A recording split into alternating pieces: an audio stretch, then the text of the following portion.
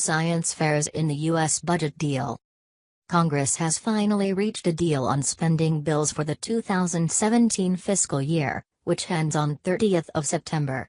House of Representatives and Senate leaders announced last night that they expect lawmakers to vote this week on an agreement that wraps together all 12 appropriations bills that fund federal operations. For the past 7 months, the government has been operating under a continuing resolution that froze 2017 spending at most agencies at 2016 levels and generally prevented them from starting new programs.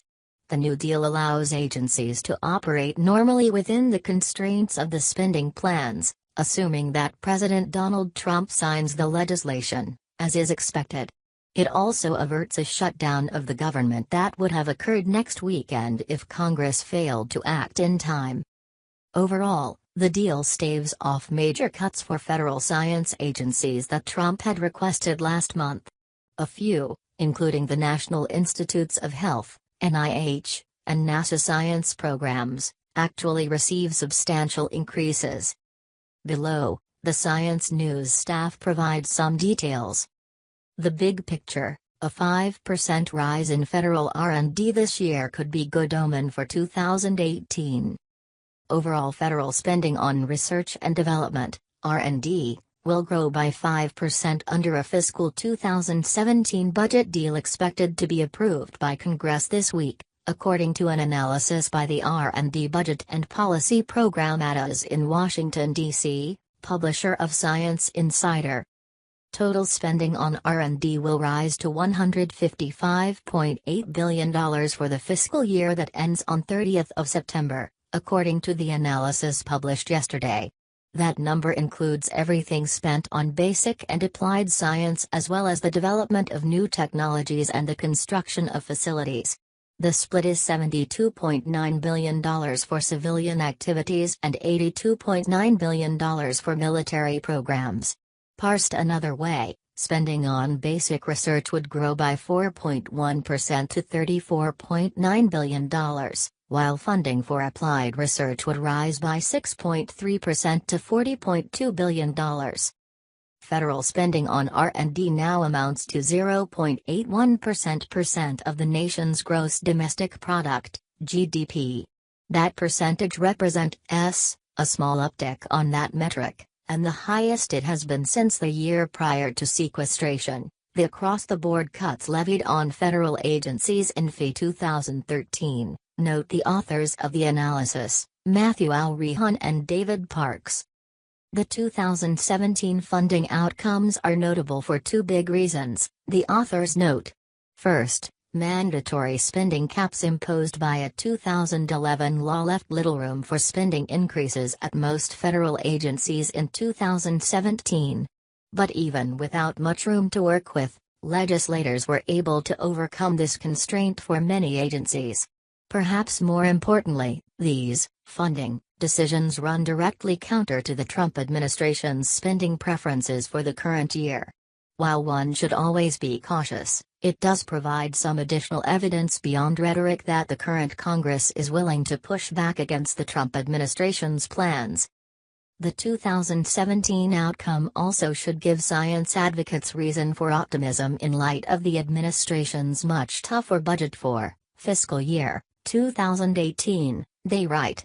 The president unveiled a skinny 2018 request in March that calls for deep cuts at many research agencies, and a full proposal is due out this month. His same Congress will begin writing the next round of spending bills in a matter of weeks, the authors note. Time will tell if the administration is able to wield more influence in the next funding cycle, given their lack of influence in the late stages of this cycle. David Malikoff.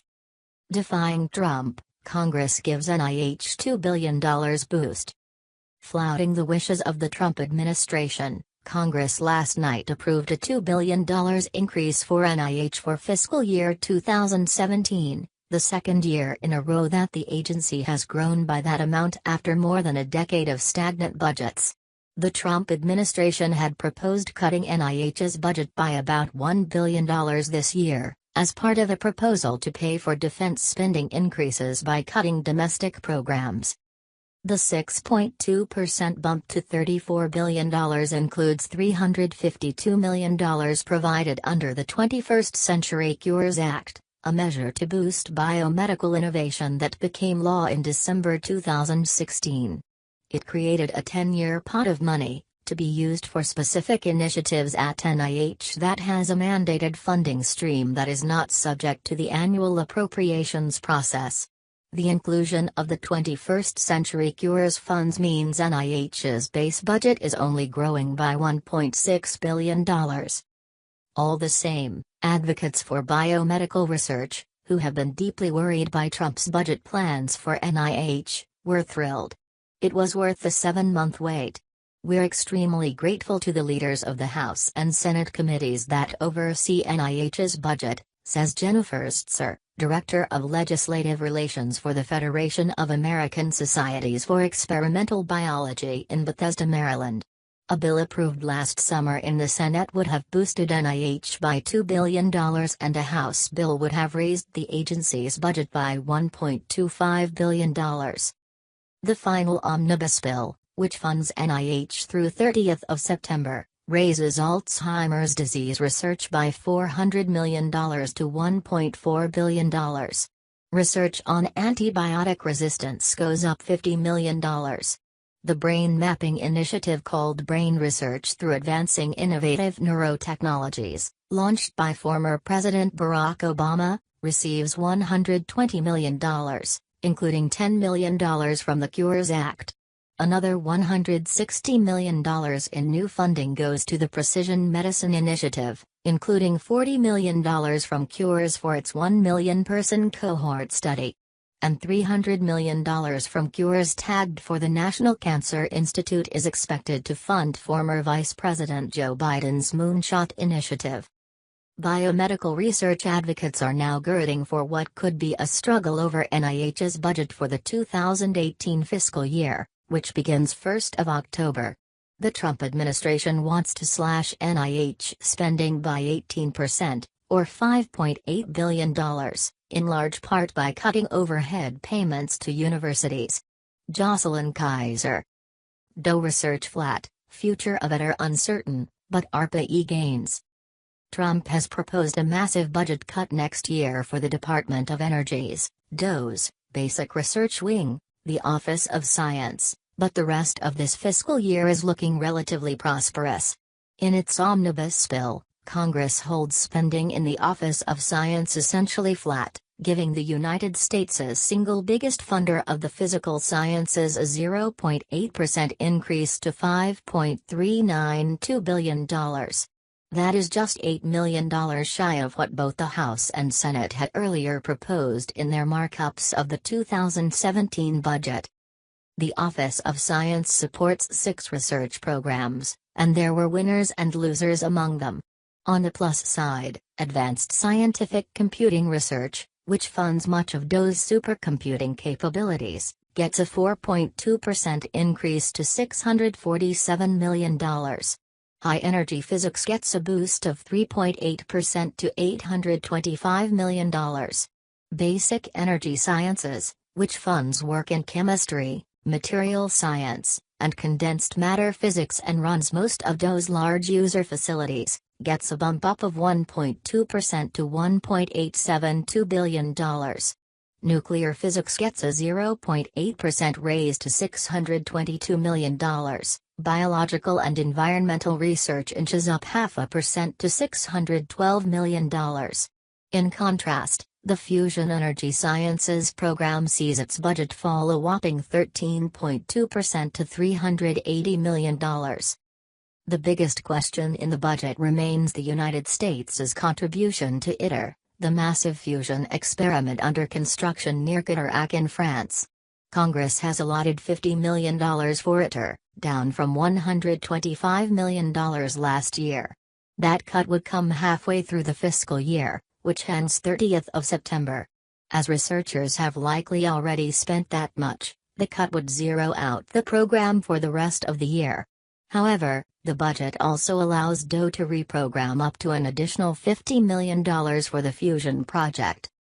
Basically, Congress has given the administration a dial and it can dial in any number between $50 million and $100 million, says Tom Mason, director of Oak Ridge National Laboratory in Tennessee. DOE officials will turn the dial one way or the other once the Trump administration decides whether to stay in or abandon it, Mason says. That should become clear when the Trump administration releases the details of its proposed budget for fiscal year 2018, expected later this month. In its outline skinny budget, released on 16 March, the administration said that it plans to cut the Office of Science budget by $900 million. But given the current budget, Mason says he's hopeful that Congress may not agree to that. The fact that you see in Congress solid bipartisan support for the Office of Science does suggest that when the fiscal year 2018 budget gets resolved it will look significantly different from the White House proposal, Mason says. Congress also appears to think more fondly of DOE's Advanced Research Projects Agency Energy, ARPA-E, whose goal is to take the promising ideas from basic research and quickly develop them into fledgling technologies. The Trump administration has signaled that it wants to eliminate ARPA-E next year, and last week, DOE put a freeze on ARPA-E grants. However, for this year Congress would give ARPA-E a healthy 5.2% increase to $306 million. Adrian Cho. Correction, this item originally noted DOE's budget as $5.392 million instead of $5.392 billion. NSF ordered to build 3 ships. Congress has told the National Science Foundation, NSF, to build 3 research ships, but hasn't given it enough money to pay for them all. The 2017 spending bill basically holds NSF's funding steady, a $9 million bump to $7.472 billion. It keeps both the 6 research directorates and NSF's Education Directorate at their combined 2016 totals, of $6.033 billion and $880 million, rejecting small hikes in each account requested by Obama.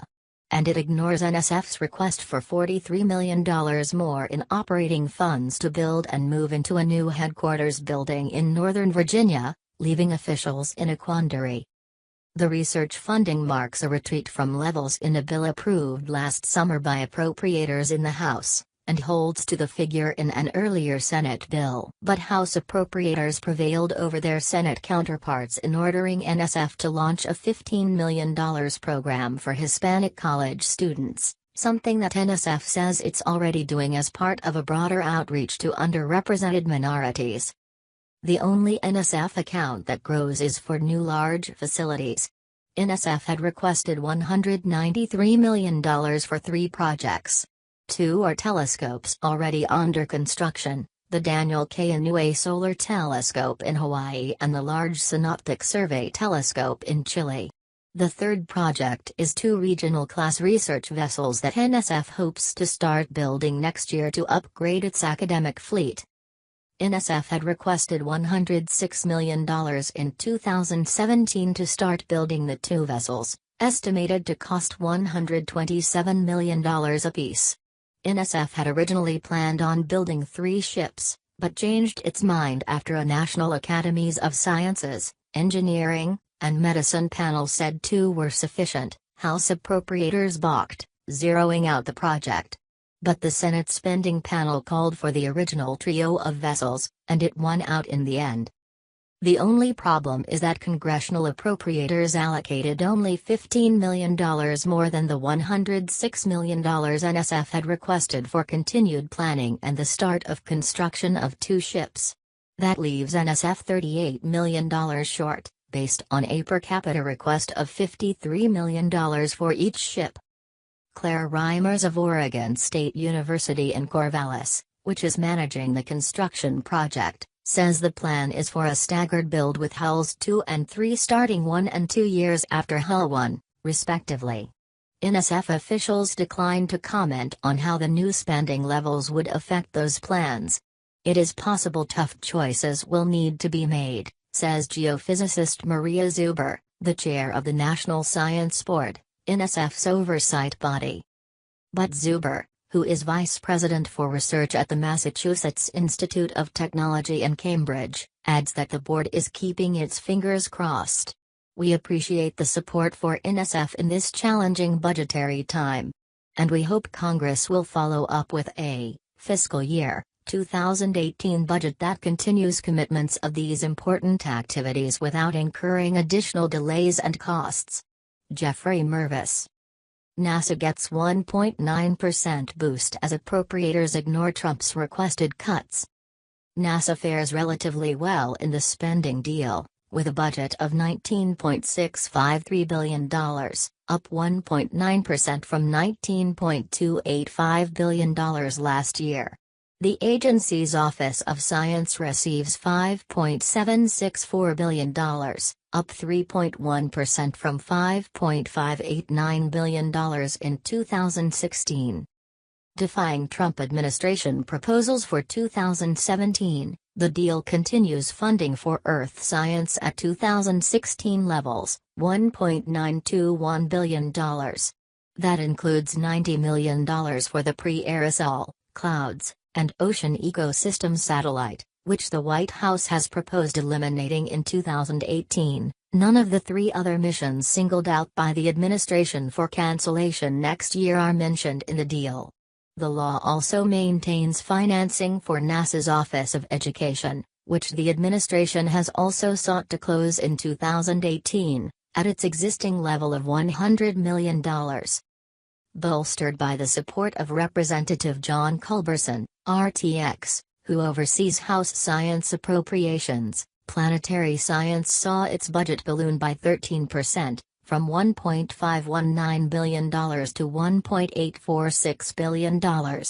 NASA's planned missions to Europa, Jupiter's icy ocean moon, including a flyby and eventual lander, get fully into swing with $275 million. The deal also includes $408 million for the Mars 2020 rover, which will collect samples on the planet for eventual return to Earth for analysis, including support for a prototype helicopter to hitch along on the rover, provided adding that craft doesn't delay a launch. Paul Vuson. Small increase for Census Bureau hampers plans for 2020 count. The spending bill gives the U.S. Census Bureau three options to prepare for the next national census, and lobbyists say none of them is attractive.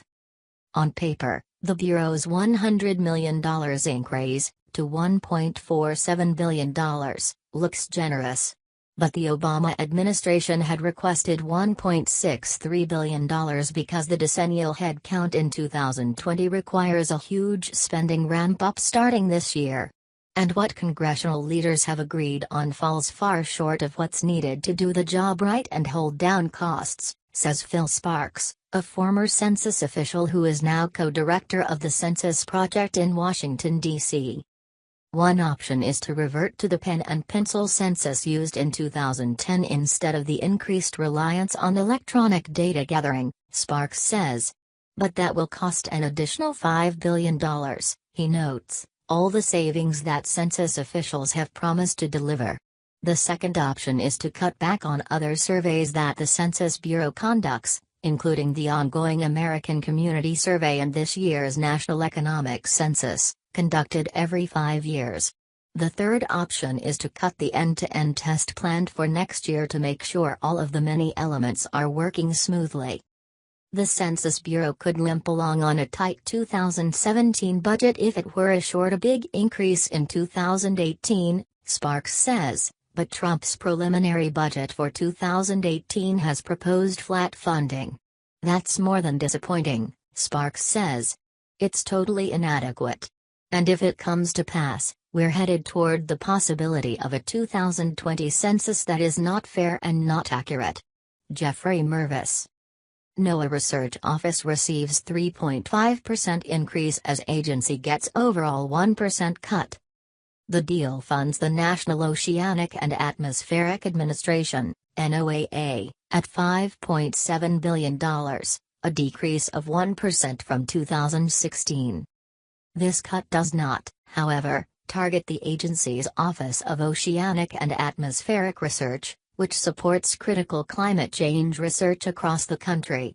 Indeed, the office's budget will increase by 3.5%, from $462 million to $478 million. The deal funds NOAA's Sea Grant program, which supports research at colleges across the country, at $63 million, along with a separate $9.5 million line item for marine aquaculture, which is managed by Sea Grant. Taken together, these come close to matching the $73 million appropriated in 2016.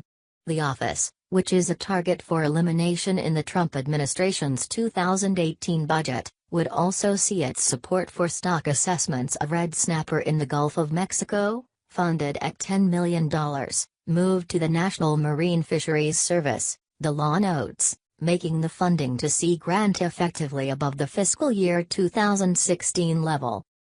Taking a large hit is NOAA's National Environmental Satellite, Data, and Information Service, which sees its budget drop by 6%, from $2.3 billion to $2.2 billion. Targeted in particular is Cosmic 2, a proposed constellation of 12 satellites developed in conjunction with Taiwan, which would use GPS radio occultation, a technique that harvests GPS signals deflected by Earth's atmosphere to infer temperature, pressure, and humidity. The first 6 satellites are set for launch later this year, but the deal does not include financing for sensors for the second round of satellites, and orders NASA to evaluate within 90 days the potential to acquire similar data from commercial startups like Spire Global and GeoOptics, who have pioneered using small satellites to acquire similar data, and began providing such data to NOAA for evaluation last year. The law, meanwhile, maintains full support for NOAA's troubled $11.3 billion Joint Polar Satellite System, a series of 2 advanced weather satellites, the first of which is set for launch late this summer, and its $11.3 billion line of 4 new geostationary satellites, the first of which, GOES-16, launched late last year. Paul Vuson. Smithsonian strikes out on biodiversity and telescope projects, but sees modest increases elsewhere. The bill would provide the Smithsonian Institution, which receives about 2/3 of its support from the federal government, with $863 million. That represents a $23 million, 2.7% increase for this collection of 19 museums, 9 research institutions, and the National Zoo, but is $59 million below what Obama requested for 2017. Obama's request included a call to almost triple support for a biodiversity initiative, to about $4.2 million, including funds for genomics, global Earth observatories, and microbial and conservation research. But the new bill provides just a modest $77,000 increase, to $1.53 million. And the bill does not include funding for a proposed $2 million Greenland telescope. However, the new bill does give the Smithsonian Tropical Research Institute, the Smithsonian Environmental Research Center, the Smithsonian Astrophysical Observatory, the National Museum of Natural History, and the National Zoo the modest 1% to 5% increases that Obama asked for, to $14.344 million, $4.171 million, $24.393 million, $49.205 million, and $27.252 million, respectively. Elizabeth Benici. For FDA, modest support on precision medicine effort, and a prod on lab test regulation. The $2.76 billion included for the U.S. Food and Drug Administration, FDA, is roughly in line with Obama's $2.74 billion request, which kept the agency's funding roughly flat over 2016. The numbers don't include anticipated user fees, collected from companies submitting products for FDA review. Alt-old, the bill means the agency gets a nearly $70 million increase over 2016, when new budget authority, previously approved funding to implement the 21st Century Cures Act passed in December 2016, and an extra $10 million to combat Zika and other emerging threats is included, Stephen Grossman, Deputy Executive Director at the Alliance for a Stronger FDA in Washington, D.C., noted in a statement. The bill directs $2.5 million to Obama's Precision Medicine Initiative, which falls short of the requested $4.4 million intended to establish a clinical data collection system to better match medical devices with patients that would benefit from them. And it makes no mention of $75 million in proposed FDA support for Biden's cancer moonshot effort. In January, the agency launched an Oncology Center of Excellence, as proposed in the president's request, to advise the National Cancer Institute on the development of new cancer treatments. The bill strongly urges the agency to continue its work on plans to regulate laboratory-developed tests. These diagnostics, designed and used within individual clinical labs, haven't so far been subject to the agency's pre-market approval process.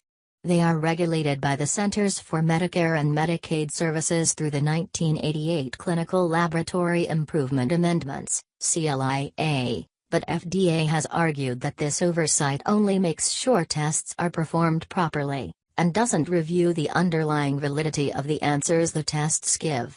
The agency notified Congress in 2014 that it plans to exercise its authority to regulate lab-developed tests, but announced just before the November 2016 presidential election that it would hold off on finalizing its new standards and leave them to the next administration. FDA Commissioner Scott Gottlieb, confirmed by the Senate last week, argued in a speech last year that with FDA resources scarce, there's no reason that the CLIA can't be resourced to regulate more aspects of laboratory-developed tests, including more of the clinical considerations that FDA proposes to take on. Kelly Cervic. NIST stays level thanks to Senate boosters. Senate appropriators largely prevailed in setting this year's final budget for the National Institute of Standards and Technology, NIST, and that's good news for researchers and advocates of advanced manufacturing. NIST is scheduled to receive $954 million in 2017, including $690 million for its research activities. That's a $10 million dip from 2016 levels, but some $89 million more than appropriators in the House had wanted to spend. However, neither body came close to meeting Obama's request for $1.019 billion and $730 million, respectively. The Senate also had its way on supporting the National Network for Manufacturing Innovation, an Obama-era priority in which individual agencies fund large centers that attract significant amounts of private sector money as well. NIST's final spending bill includes $20 million for its own contribution to the network and up to $5 million to coordinate the effort across the federal government. House appropriators had voted only for the coordination activities. Similarly, the Senate's wishes prevailed for the Hollings Manufacturing Extension Partnership, giving NIST $130 million rather than the House level of $120 million. And congressional negotiators came down on the side of the Senate in providing $109 million for upgrading in-house research facilities, rather than the House's proposal for only $50 million. The total includes $60 million for safety and technical improvements on a building doing radiation physics, some $20 million more than the Obama administration had requested. Jeffrey Mervis. At USDA, competitive grants program for basic science grows again. Lawmakers appear to be developing a soft spot for competitive grants for agricultural research. For the second year in a row, they have beefed up the budget of the U.S. Department of Agriculture's, USDA's, Agriculture and Food Research Initiative, AFRI, one of the department's main sources of funding for basic science in academia. The omnibus bill provides $375 million for AFRI, a 7.1% increase over the 2016 level. That means there has been a 15% increase for AFRI over the past 2 years, says Thomas Grumbly, president of the Supporters of Agricultural Research, SOAR, Foundation in Arlington, Virginia, which advocates for farm science funding. Slowly but surely, people are recognizing the importance of this research program, even in a budget environment that is very tough. At the same time, USDA's Agricultural Research Service got a 2.3% increase, to $1.17 billion. Much of that funding is consumed by the department's own extensive system of research laboratories, which often lean toward more applied research, or distributed to states based on a funding formula. Grumbly and other farm science advocates are now looking to build on the momentum as Congress begins to consider Trump's 2018 budget request, and works to update the massive so-called Farm Bill that governs U.S. agricultural policy. An outline of Trump's budget request released this past March was relatively kind to AFRI, although the plan called for slashing many other research budgets, or didn't mention them at all. AFRI was highlighted in a single line that requested $350 million for the program. "We took that as a victory. It's one of the few things in the R&D area that they called out in a positive way," Grumbly says.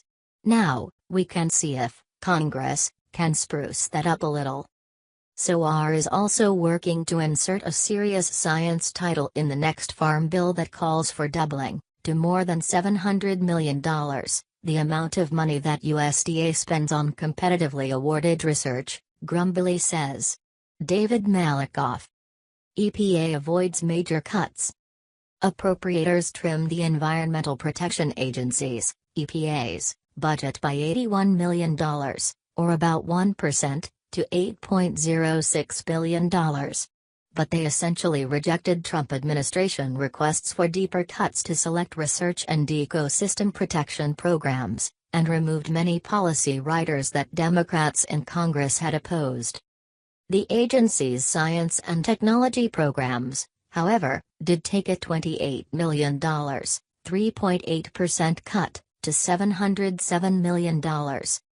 The Trump White House had identified some $230 million in EPA cuts it wanted Congress to make this year, including a $48 million cut to climate-related research, a $49 million cut to EPA's Great Lakes Restoration Initiative, and $30 million cut to efforts to clean up contaminated Superfund sites. Instead, Congress rejected those requests, keeping air and climate research flat at about $117 million, and the Great Lakes program flat at $300 million, while adding $7.5 million to Superfund cleanups. Lawmakers stripped out many controversial policy riders, but kept several directing EPA to re-examine its greenhouse gas and wetlands protections policies. The bill also includes a controversial directive instructing EPA, together with the Energy and Agriculture departments, to establish clear policies that reflect the carbon neutrality of biomass. Declaring biomass, typically wood chips or other plant material, to be a fuel that does not add to net emissions of planet-warming carbon dioxide has been a controversial idea. Critics argue that favoring biomass as a fuel for producing electricity and heat could boost carbon emissions, not curb them, at least in the short run. And environmentalists fear promoting wood fuels could end up harming forests and other ecosystems. David Malikoff.